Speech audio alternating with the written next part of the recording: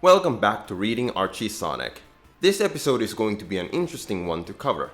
We get introduced to emeralds in this story, but they aren't the Chaos Emeralds. Instead, we get introduced to something called the Freedom Emeralds. This is also the first issue that doesn't have two stories inside. Instead, a single longer one. Let's find out if the story benefits from this increased page real estate. We begin our story in Knothole Village. We see Princess Sally Acorn from a window. She is calling for Sonic the Hedgehog, but before the words can even leave her lips, he arrives. Sally says she has something important to tell Sonic, and he quickly responds if it's about why she changed from a blonde to a brunette. I love that they drew attention to that. I have to say, this design for Sally looks a lot better than the blonde hair she had before.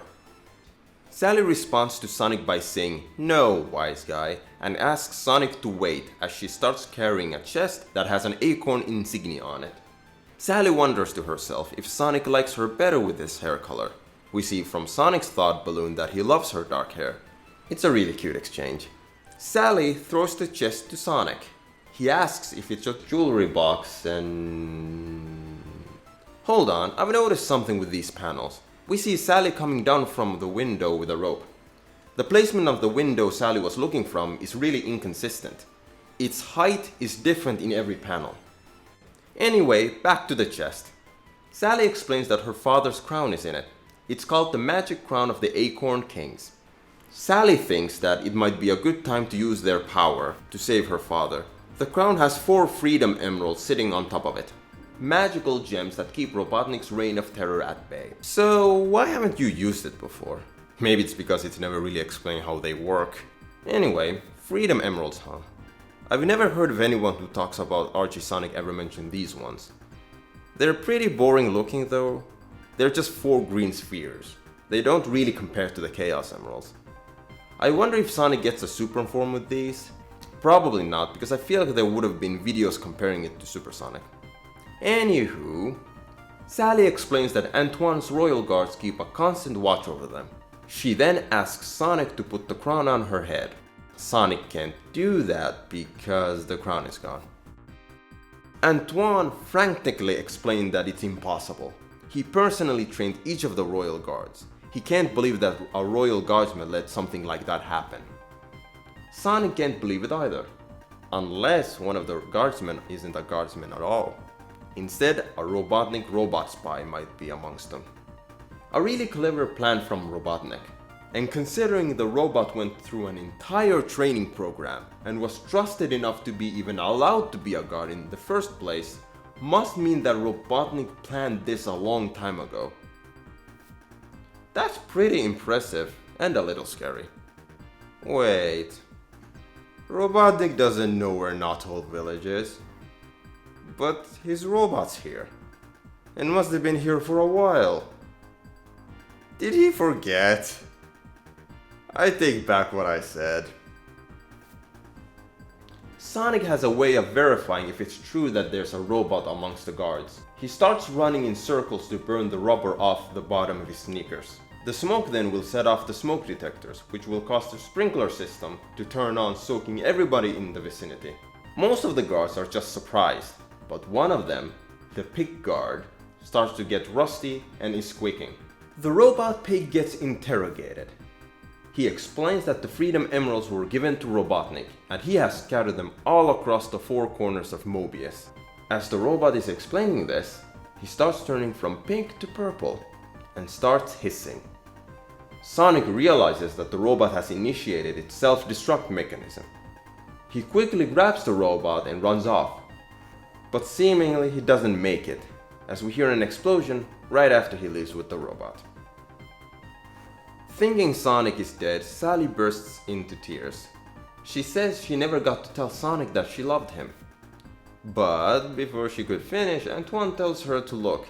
Sonic survived the explosion. Sally quickly tries to pivot by saying how she actually loved Sonic's recipe for pumpkin pie. Really good save. Sonic knows exactly what's going on and teases Sally for a bit. I mean, look at his face. Antoine asks Sonic how he avoided getting blown up. Sonic explains that he went warp sonic speed and zoomed through the secret entrance in record time, and then threw the robot outside where it exploded. Sonic also saw something weird when he was outside. He saw Robotnik's blimp being escorted by badniks. Sally guesses that Robotnik must be taking the emeralds to the secret locations. Both Sonic and Antoine want to be the one to stop him, but Sally says that both of them have to work together, which they're against. Sally explains that the mission is too dangerous and important to do alone. The two reluctantly agree. The two use a hot air balloon to get to the blimp. They are quickly surrounded by the flying badniks, and one of the buzz bombers pops their balloon, and they start falling. Antoine tells Sonic to grab a parachute and bail, but Sonic has an idea. He's going to curl up into a ball and leap from a robot to a robot, destroying them while closing up to the blimp. He then pops it. Sonic then ricochets back to Antoine, who grabs him. They see the pilot of the blimp falling with them. When the pilot crashes to the ground, one of the Freedom Emeralds flies off of it. The busted pilot announces that he must carry out his master's plan, to scatter the Freedom Emeralds, to hide them at sea, land, the sky, and underground. They found the one that was supposed to be hidden in the skies. Now that Sonic knows Robotnik's plan, he tells Antoine to take the Freedom Emerald back to Knothole. Antoine tells Sonic that Sally said to stay together. Sonic says that that's before they knew what Robotnik was up to. He then takes off at hypersonic speed to find the next emerald. Sonic decides to search for the Freedom Emerald that's hidden at sea.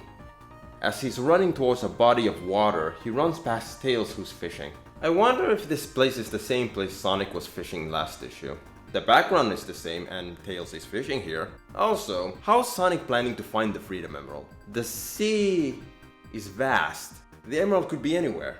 Regardless, Sonic jumps into the water. Tails' fishing line wraps around Sonic's leg as he jumped in, dragging Tails along for the ride. Tails doesn't seem to be too bothered by this, but Sonic thinks the mission is too dangerous for him. As they're talking, unbeknownst to them, Jaws the robot fish is lurking nearby. Yeah, he's back. Jaws then goes for a bite, but luckily the duo were able to avoid him. As Sonic and Tails are swimming away from Jaws, Sonic explains who Jaws is to Tails. We learn that Jaws is actually a robot shark. Yeah, that doesn't look like a shark. If I had to choose a fish, I'd go for a piranha or something. Apparently Jaws is one of the most dangerous badniks Robotnik has created. I mean, I guess we haven't met too many badniks yet. Also, Jaws is the only badnik that has been a main villain of a story thus far. And he's here again, being a threat Sonic is worried about. Sonic sees a cavern nearby. Is that the same cavern as last time? I mean, first a fishing spot and now a cavern. I think it's the same place. Sonic thinks the Freedom Emerald could be hidden there. Why would he think that? I mean, I guess having Jaws around here might mean the Freedom Emerald is near, but he just randomly jumped in here. Unless Sonic thought Robotnik would hide the emerald in the same place underwater where the robot maker was. Please tell me that's not the same place. It'd be such a dumb move for Dr. Robotnik. Anywho, Sonic was right. The Freedom Emerald was on a pedestal in the cavern. They take it and now they have 2 of the 4 Freedom Emeralds. They're not quite safe though, as Jaws attacks the 2. Jaws thinks the 2 are cornered, but unfortunately for him, they're just really good drawings Tails made. Jaws crashes into the rock wall and is out for the count. Once the 2 surface, Sonic tells Tails to head back to Knothole and give Sally the Freedom Emerald. As Sonic heads out, he spots a SWAT bot, holding one of the Freedom Emeralds. Sonic easily takes it from him. This, however, was a trap. The ground beneath opens up and he falls. When Sonic falls to the ground, he loses his grip on the emerald. A burrow bot takes advantage of this and takes it. We see that it's already holding another emerald, the one that was supposed to be hidden underground. So that means the one Sonic grabbed must have been the one hidden on land. The burrow bot tries to finish Sonic off, but the Hedgehog is too agile for him. Sonic tries to get some distance, but is cut off by burrow bot, who comes through the wall.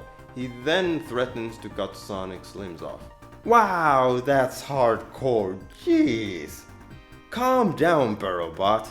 Sonic is too fast for him though and just naps the emeralds and spins the burrow bot so fast that it gets dizzy and falls unconscious, I guess. I do see some parts flying off of him, so he's broken. Sonic tries to find a way out of the underground, but no matter where he looks, he can't find a way out until he realizes he could just burrow out of there using his Sonic spin technique. Sonic tunnels upwards, using all of his strength until he surfaces in knothole in front of everyone.